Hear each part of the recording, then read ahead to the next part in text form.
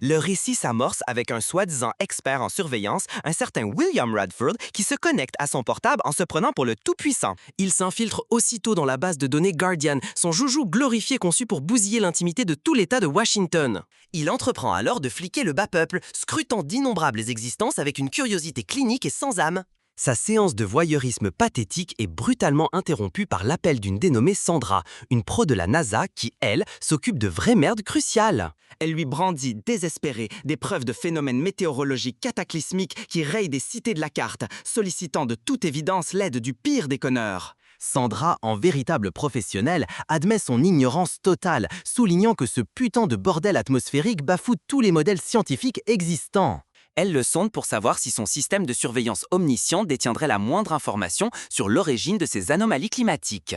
Il écarte ses préoccupations avec une arrogance insupportable, affirmant qu'il piste les saloperies humaines, pas les sautes d'humeur de mère nature. Sandra, cette putain de sainte, essaye de lui faire entendre raison sur l'urgence du moment, lui balançant que l'intégralité des satellites de la NASA s'est fait défoncer la gueule il y a 2 jours. Son flair de pro lui crie que l'échelle et la cadence de ces tempêtes trahissent l'intervention d'une force inédite et carrément maléfique.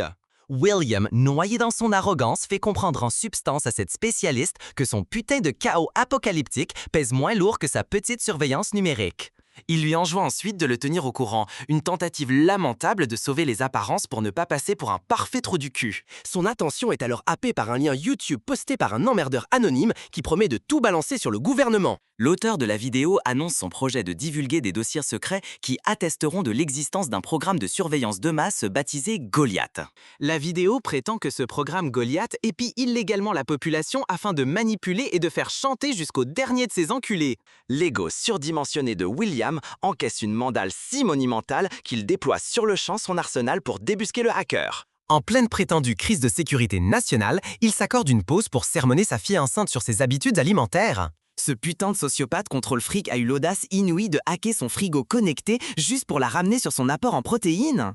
Elle l'envoie paître et a raison pour cette intrusion grotesque dans sa vie, mais il la retourne en jouant la carte de l'inquiétude pour la santé de son futur petit enfant. Non satisfait de harceler sa fille, il s'attaque ensuite à l'intimité de son fils Dave en désactivant à distance un jeu vidéo sur son portable.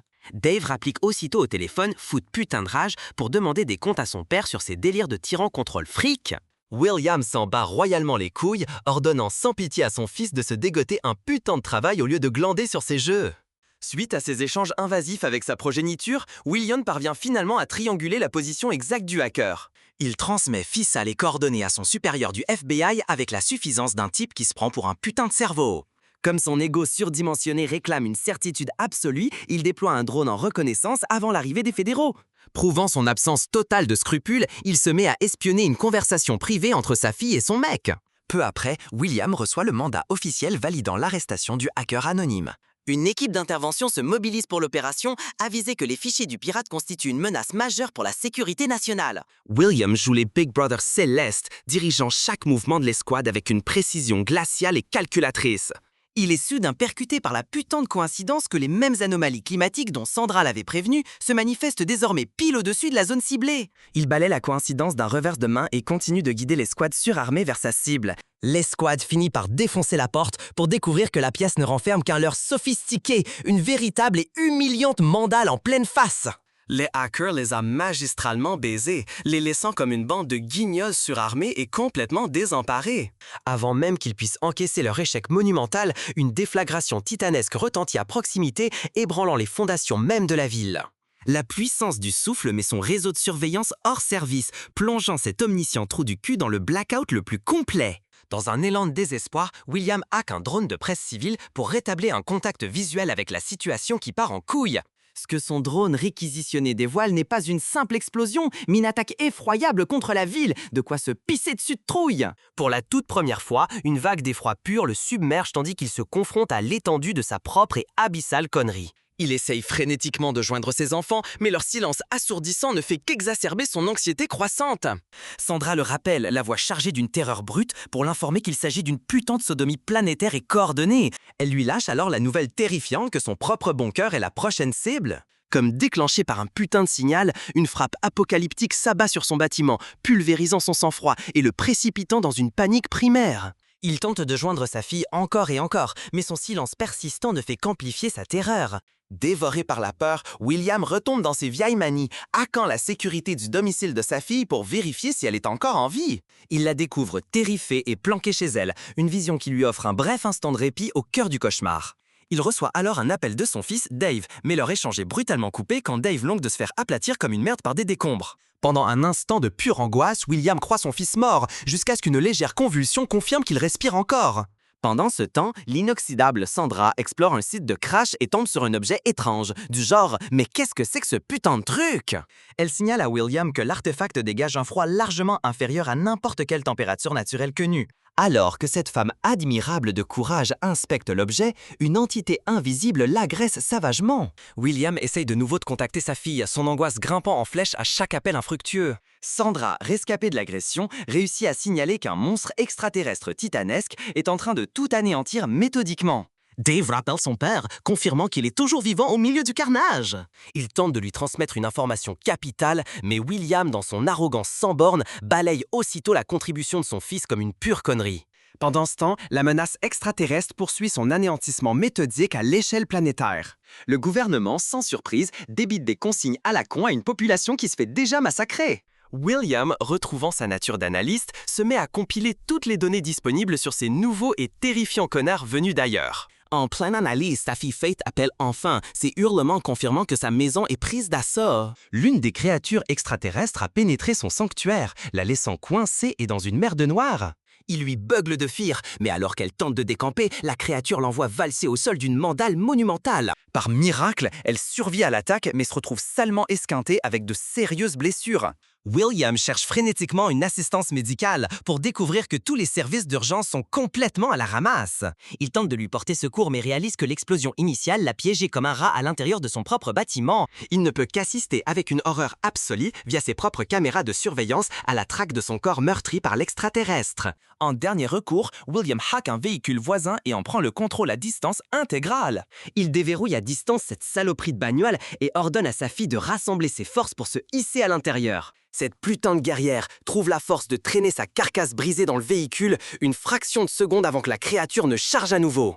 William pilote alors le véhicule à distance, extirpant sa fille des mâchoires béantes d'une mort certaine. Il lui balance les coordonnées GPS d'un hôpital et appelle un pote nommé Marc à la rescousse, lui expliquant qu'elle est dans un sale état. Un flash info confirme que les tempêtes sont le résultat de l'entrée de milliers de météores dans l'atmosphère terrestre. On découvre qu'il ne s'agissait pas de météores, mais de projectiles intentionnellement ciblés sur le réseau satellitaire pour engendrer un blackout total des communications. Ce n'était pas un putain de spectacle cosmique aléatoire, c'était un plan stratégique et méticuleusement orchestré pour niquer la planète. William convoque une réunion d'urgence pour exposer la sombre réalité de la situation à un parterre de dirigeants mondiaux. Il partage ses découvertes, dressant le portrait funeste d'un adversaire technologiquement supérieur et totalement dénué de pitié.